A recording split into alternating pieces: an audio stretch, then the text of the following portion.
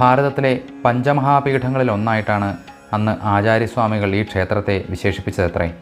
കുമാരനെല്ലൂർ ഭഗവതിയെ സ്തുതിച്ചുകൊണ്ട് സ്വാതിതിരുനാൾ മഹാരാജാവ് രചിച്ച പ്രസിദ്ധമായ ഒരു കൃതിയാണ് ശ്രീകുമാര നഗരാലയെ എന്ന് തുടങ്ങുന്ന മനോഹരമായ കൃതി. മഹാക്ഷേത്രങ്ങളുടെ പട്ടികയിൽ സ്ഥാനം പിടിച്ചിരിക്കുന്ന ഈ ക്ഷേത്രം കേരള വാസ്തുവിദ്യയുടെ ഏറ്റവും മനോഹരമായ സൃഷ്ടികളിലൊന്നുകൂടിയാണ്.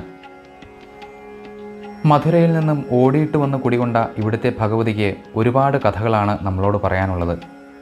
അന്ന് ഭഗവതിയുടെ കൂടെ ഇങ്ങോട്ടേക്ക് ഓടി വന്ന ആ ബ്രാഹ്മണൻ്റെ വംശജർ അന്നത്തെ ഐതിഹ്യത്തിൻ്റെ തെളിവുകളുമായി ഇന്നും മധുര നമ്പൂതിരിമാർ എന്ന പേരിൽ കുമാരനെല്ലൂർ താമസിക്കുന്നുണ്ട്. സാധാരണ ചില ക്ഷേത്രങ്ങളുടെ ഐതിഹ്യങ്ങളും മറ്റും കേൾക്കുമ്പോൾ നമുക്കൊരു വിശ്വാസയോഗ്യത തോന്നാറില്ല. പക്ഷേ ഇവിടുത്തെ കാര്യത്തിൽ കേൾക്കുന്ന ഐതിഹ്യങ്ങളും ചരിത്രങ്ങളെയുമൊക്കെ കൂട്ടി യോജിപ്പിക്കാൻ സാധിക്കുന്ന തെളിവുകളിൽ പലതും ഇന്നും നേരിൽ കാണാൻ കഴിയും എന്നത് തന്നെയാണ് പ്രത്യേകത.